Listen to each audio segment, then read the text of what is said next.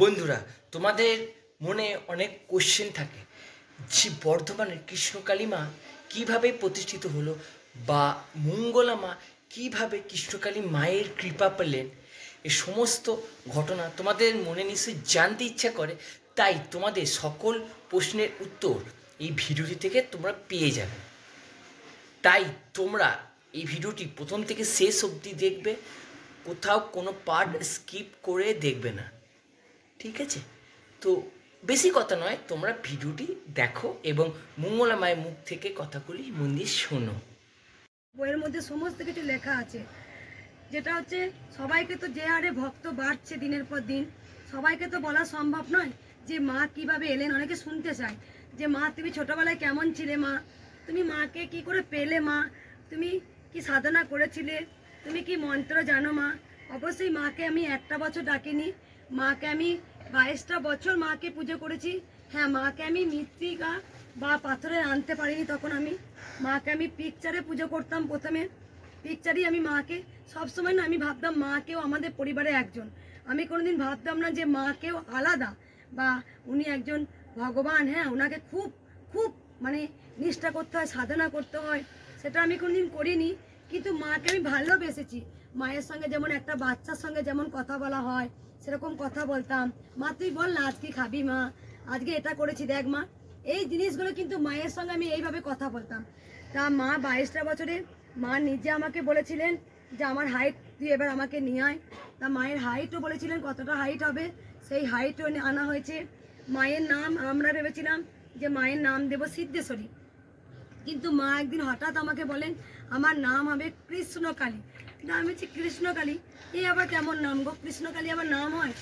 আমার হাজব্যান্ডকে বলছি দেখো কেমন একটা ছেলেদের নাম নিল না কৃষ্ণকালী, অথচ মা। কিন্তু সত্যি বলছে আমি এত কিচ্ছু জানতাম না। তখন আমার হাজব্যান্ড বলছে যে না, কৃষ্ণকালী কিন্তু হয়। আমি বলছি তাই, কৃষ্ণকালী হয়? বলছে হ্যাঁ। তাহলে তখন আমি বুঝতে পারলাম, যখন মাকে বসে আমি ধ্যান করি, শুধু আমি প্রকাশ্যে আসতে চাই না যে মায়ের সঙ্গে ধ্যান করে কিনা। হ্যাঁ, সত্যি আমি মায়ের সঙ্গে 1 ঘন্টা 2 ঘন্টা বসে কিন্তু আমি ধ্যান করেছি। ওই পিকচারের মধ্যে প্রতি অমাবস্যাটা মাকে আমি নিজের হাতে পরমান্ন করতাম, ওই পিকচারে মাকে সেবা দিতাম, লাল চন্দনে টিপ পরাতাম, নিজের হাতে মালা গেঁথে মাকে পরিয়েছি। শুধু প্রকাশ্যে 6 মাস ভিডিও হচ্ছে, ভাবতেন কি 6 মাস মাকে পেয়েছি? না, মাকে 22টা বছর ধরে আমার মায়ের নিজের মতো পুজো করেছি। সংসারে সমস্ত কাজ ফেলে দিয়ে আবার বিকেলবেলা স্নান টান করে মায়ের কাছে এসে ধ্যান করেছি 1 ঘন্টা 2 ঘন্টা। রাত 9টা বেজে গেছে, রাত 10টা বেজে গেছে। তারপরে মায়ের সঙ্গে আমার যে একটা কথা হতো, মায়ের সঙ্গে একটা যে অলৌকিক শক্তি হতো, সেটা আমি অনুভব করেছি। তারপরে যখন মায়ের ইচ্ছা হয়েছে মিনময় আনতে, তারপরে মাকে মিনময় এনেছি।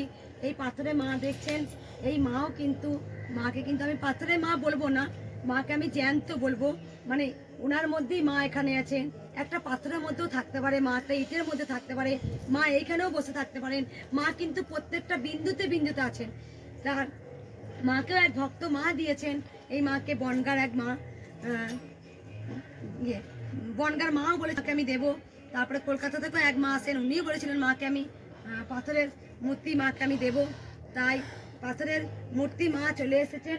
তা অনেক ভক্তরা আমাকে সহযোগিতা করেছেন, সেই সহযোগিতার জন্য আজকে মা পাথরে মা এসেছেন। আমি যারা মূর্তি দেব বলেছিল সেই বনগার মাকেও মূর্তি মা বলি। তারপরে কলকাতা থেকে এক মা আসেন, তাকে গোপাল মা বলি, তিনিও মূর্তি। সবাইকে আমি বলি যারা মাকে চেয়েছিলেন তা হয়েছে, মায়ের তাদের আশীর্বাদে আজকে মা পাথরে চলে এসছেন। আর আমি পাথরে বলবো না, মা জ্যান্ত, মা দুলেছে এখানে। অনেকে ভক্তরা দেখেছেন অজ্ঞান হয়ে গেছেন। মাকে দেখো সরানো যাবে না, এরকম করে দেখো সরানো যাবে না মাকে। তা আমি বলেছিলাম ওম নমঃ শিবায় তো আসবে তো, কিন্তু না বলতে উনি নিয়ে এসেছেন সেই কলকাতা গোপালের মা। হ্যাঁ, এইভাবে মা এসেছেন। মায়ের অনেক কাহিনী আছে। সোনা মাকে যে ওপরে আদর করে বলি সোনা মা, সেই সোনা মায়েরও কাহিনী আছে। তখন আমাদের আর্থিক অবস্থা খুব খারাপ হয়ে গেছিলো, যেহেতু আমরা জায়গা কিনে ঘর করেছিলাম, সেই জন্য আমরা সোনা মাকে কীভাবে আনবো। তা একটা ছোট্ট ছাগল, আজকে সবার কাছে বলি, একটা আমার ছেলে খুব ছাগল ভালোবাসতো, তা আমার ননদের কাছে ছাগল চেয়েছিল। ছাগলটা ছোট্ট একটা খাসি ছিল। তা আমি না মনে ভেবেছিলাম ওই ছাগলটা দিয়েই না, মা বলছে আসবো, কী করে আনবো, তা ছাগলটা বিক্রি করেই আনবো। তা ঠিক তাই, ছাগলটা এত সুন্দর হয়েছিল। এগুলো মায়ের লীলা। তা সত্যি মানে এগুলো মনে হবে ইতিহাস, এগুলো মনে হবে গল্প মনে হবে। কিন্তু আমি তো জলজান্ত বেঁচে আছি এখনো, কারণ আমি জানি মাকে কিভাবে এনেছিলাম, তা মা সেইভাবেই এসেছিল। আর যখন আমি আমিষ সেবা করতাম, মাকে যখন আমি চুম্বন করতাম তার আগে থেকে পিকচারে মা তখন আমাকে বলেছিল, তাক যাই হোক আমি আজকে নিরামিষ ভোজন করি, আমার কোনো কিছু কষ্ট হয় না, কোনো কিছু মনে হয় না, কারণ মাকে ভালোবাসি। আমি তন্ত্র মন্ত্র, অনেক ভক্তরা আমাকে বলেন তন্ত্র মন্ত্র জানেন, মন্ত্র কিচ্ছু জানি না, তবে আমি এটা সেই আসল মন্ত্র। অনেকে বলে আপনি ব্রাহ্মণ কিনা, অবশ্যই আমি ব্রাহ্মণ নয়, আমি তাঁতিদের, কিন্তু যার ব্রাহ্মণ আসল কে, যার মধ্যে পরম ব্রহ্ম জ্ঞান আছে, সেই কিন্তু আসল ব্রাহ্মণ। ব্রাহ্মণ মানে আমি পইতে পড়েছি আমি ব্রাহ্মণ হয়ে গেলাম, সেটা কিন্তু ব্রাহ্মণ নয়। মা আমরাই বিভেদ করেছি, মা কখন কার ঘরে যাবে বোঝা মুশকিল। আমরা মুচি মেথর আমরাই বিচার করি, কিন্তু মায়ের কাছে সকল সন্তানই সমান, তাই মা সবার কাছে যেতে পারে। পরমাংশ দেবে দেখবেন ব্রাহ্মণ ছিলেন, উনি পইতে খুলে দিয়ে বেল গাছে ছুড়ে দিয়ে কিন্তু মায়ের সাধনা করতেন। মায়ের পরম পরম সন্তানরা মায়ের সাধনা করেছেন, মাকে অনেক অনেক সাধনা করে মাকে পেয়েছেন। হ্যাঁ, হয়তো আমি এ জন্মে আমার সাধনার ফল নয়, হয়তো আমি সাধনা করে এসেছি জন্মান্তরে, আর মাকে ভালোবাসি না, অবশ্যই আমি মাকে খুব ভালোবাসি, কারণ মা যে কে, মা কেমন, মা কি আমি সব বুঝতে পারি। তার কারণ 20-22টা বছর ধরে শুধু মায়েরই ধ্যান করেছিলাম। হয়তো আমি প্রকাশ্যে আসিনি, একদিনের ব্যাপার নয়, মাকে আমি 6 মাস পাইনি, মাকে 22টা বছর মায়ের সাথে পুজো করতে করতে, পিকচারে পুজো করতে করতে যখন মায়ের কৃপা হয়েছে, তখনই মা আগমন হয়েছে, মা এসেছেন। মায়ের আগমন সব সময়, মা বিন্দুতে বিন্দুতে আছে। কেউ জাগ্রত করেন, কেউ মাকে ভালোবাসেন, কেউ বিশ্বাস করেন, তার সম্পূর্ণ মনের ওপর নির্ভর করে। মা ছিলেন, মা আছেন, মা থাকবেন, শুধু আমাদেরই মনে বিশ্বাস ভরসা ভক্তি নেই। কেন নেই?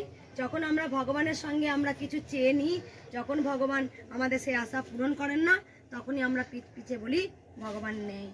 তার কারণ যখন মায়ের কাছে কি চাইব রে, মা তো লীলা করেন।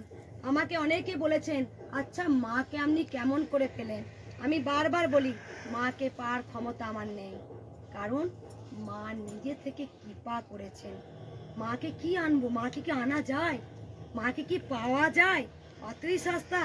মাকে পাইনি, মাই কৃপা করেছেন আমাকে, মায়ের দয়া হয়েছে, দয়াময়ী মা, যে মঙ্গলার মাধ্যমে হয়তো লাখো লাখো কোটি কোটি মানুষের মঙ্গল হবে, তবে তাই হচ্ছে, তবে তাই হচ্ছে। এটা হচ্ছে আমার এ জন্মের পুণ্যের ফল নয়, হয়তো মাকে আমি জন্মান্তরে মায়ের সাধিকা হয়তো ছিলাম, তাই আজকে মায়ের কাছে, আজকে খুব তাড়াতাড়ি এই কলিযুগে এই ধরাধামে মা আমাকে সারা। মায়ের নাম নিজে নিয়েছেন কৃষ্ণকালী। মায়ের মন্ত্র কি হবে? মা নিজে বলেছিলেন, আমার মন্ত্র হবে জয় কৃষ্ণকালী মায়ের জয়। তবে এই মন্ত্র আজকে গোটা পৃথিবী ছেয়ে গেছে। প্রত্যেকটা ভক্ত যখনই আপদ বিপদে পড়ছে, একবার যদি জয় কৃষ্ণকালী মায়ের নাম জপ করেন, তারা কিন্তু মনে একটা অন্যরকম শক্তি অনুভূতি হয়। সে কিছু পাক বা নাই পাক, শুধু একবার মন প্রাণ ভরে বলে জয় কৃষ্ণকালী মায়ের জয়, জয় কৃষ্ণকালী মায়ের জয়। তাই অনেকে ভগবানকে ভুলে গিয়েছিলেন। মহাপ্রভু কৃষ্ণ নাম ছড়িয়ে গিয়েছিলেন, তিনি তো একটা অবতার, তিনিই তো স্বয়ং ভগবান ছিলেন। আর ভগবান তিনি যখন প্রকট হয়েছিলেন, নামটা ভগবান বুঝিয়ে দিয়ে গিয়েছিলেন যে কৃষ্ণ নামই কিন্তু একদম, যত আজকে কলিযুগে যত আমরা রয়েছি, তার নাম না করলে উদ্ধার হবে না। তিনি কিন্তু অনেকবার বারবার উনি বুঝিয়ে গেছেন, আর সেই অমৃত রস আমরা আজও পান করছি। হরে কৃষ্ণ কৃষ্ণ কৃষ্ণ হরে হরে, হরে রাম রাম রাম হরে হরে।